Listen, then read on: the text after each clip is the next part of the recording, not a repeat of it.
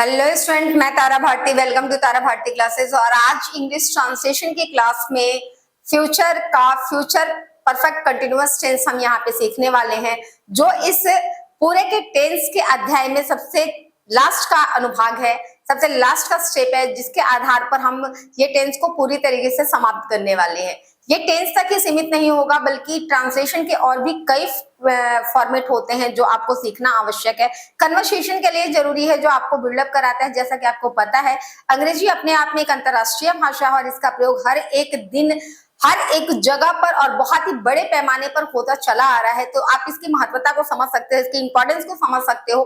तो आइए बने रहिए इस क्लास में। लेकिन इस क्लास की से संबंधित और भी आगे की जानकारी लेने के लिए जरूरी हो जाता है कि आप इस चैनल को लाइक कीजिए, शेयर कीजिए और सब्सक्राइब कीजिए।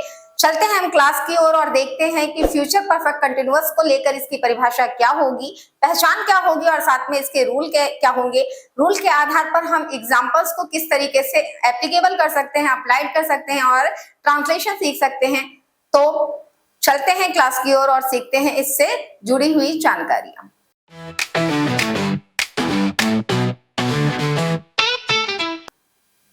भविष्य पूर्ण सुचारू काल।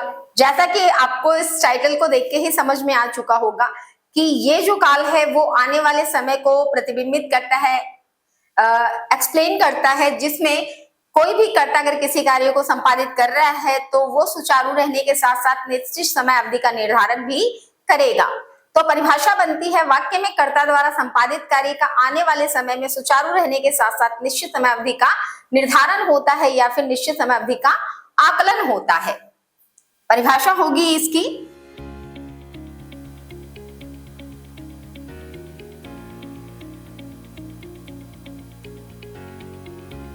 कर्ता द्वारा संपादित कार्य का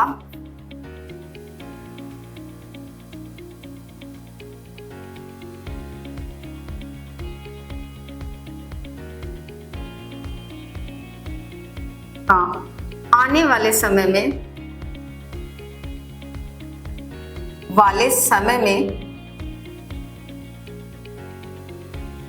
सुचारू रहने के साथ निश्चित समय अवधि का निर्धारण, सुचारू रहने के साथ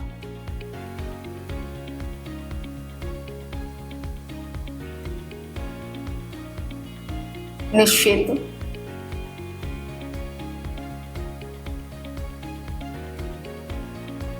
समयावधि का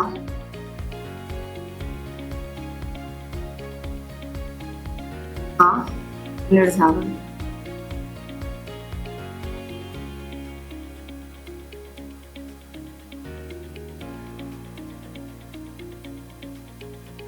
इस वाक्य की पहचान होगी, वाक्य के अंत में रहा होगा, रही होगी, रहे आएंगे। क्यों? क्योंकि ये सुचारू रहने का बोध कराता है। तो पहचान रहा होगा, रही होगी, रहे होंगे ही होगा और साथ में निश्चित समय का निर्धारण भी। पहचान हो जाएगी, रहा होगा, रही होगी, रहे होंगे, रहा होगा, रही होगी,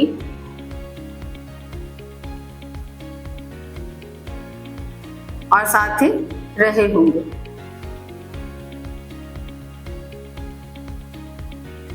के साथ निश्चित समय का निर्धारण, निश्चित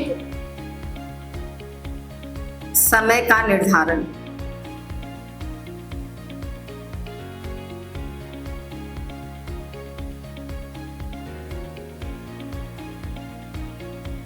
इस सेंटेंस के जो रूल होंगे वो, जैसा कि आपको पता है ये फ्यूचर है तो विल और शैल का होना कंफर्म है। और अगर हम बात करते हैं परफेक्ट कंटिन्यूअस की तो उसके साथ हैव बीन लगता है। तो टोटल मिलाकर आपका एज अ हेल्पिंग वर्ब हो जाएगा शैल हैव बीन या फिर विल हैव बीन। तो हम सबसे पहले लिखते हैं सब्जेक्ट, सब्जेक्ट के बाद लिखा जाएगा आपका as a helping verb shall have been या फिर will have been, shall have been या फिर ऑप्शनल है दूसरा विल हैव बीन।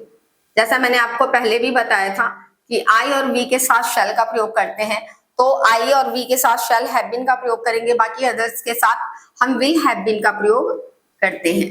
इसके बाद हर एक कंटिन्यूअस, चाहे वो परफेक्ट कंटिन्यूअस हो चाहे फिर वो नॉर्मल कंटिन्यूअस हो, उसके साथ हम आईएनजी फॉर्म को अप्लाई करते हैं। तो आईएनजी फॉर्म हो जाएगा ऑफ वर्ब, इसके बाद हम लगाएंगे हमारे सेंटेंस का ऑब्जेक्ट। ऑब्जेक्ट के बाद इस्तेमाल करना है यहाँ पर preposition for time, preposition for time, और सबसे लास्टली जो हमारा निर्धारित समय दिया होगा उस समय को हम यहाँ पर लिखते हैं। अगर मान लेते हैं हमारे पास कोई भी एक एग्जाम्पल के तौर पर सेंटेंस है, जैसे राम 2 दिनों से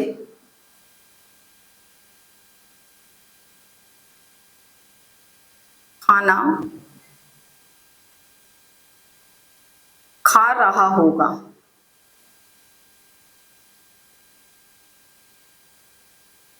हमारे सेंटेंस में सब्जेक्ट हमारा राम है, खा रहा होगा ये जो है वो आपका वर्ब है, खाना हमारा ऑब्जेक्ट हो गया और 2 दिन हमारा टाइम हो गया। अब हम अल्टरनेटिव करके इसको क्या करेंगे, हमारे जो रूल हैं उन पर अरेंज करेंगे।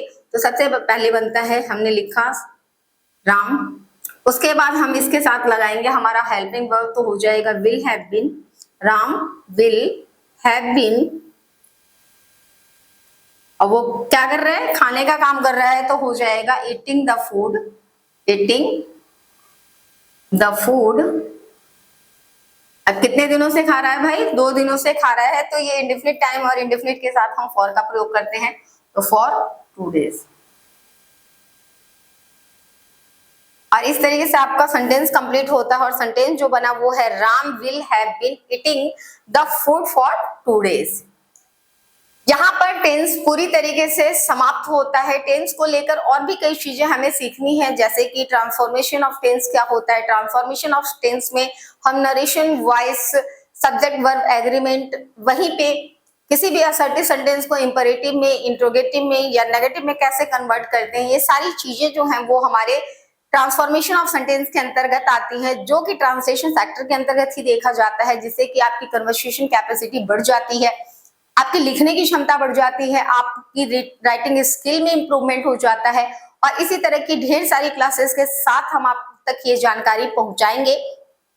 आशा है आपको इससे ढेर सारे बेनिफिट्स मिल रहे होंगे, और हम इसी की कल्पना करते हुए अपने सभी क्लासेस में और ज्यादा इंप्रूवमेंट के साथ, ढेर सारी नॉलेज के साथ आपके सामने उपस्थित होंगे, ताकि आपको अधिक से अधिक फायदा मिल सके। इसी के साथ आपकी टीचर, आपकी मेंटोर तारा भारती। धन्यवाद।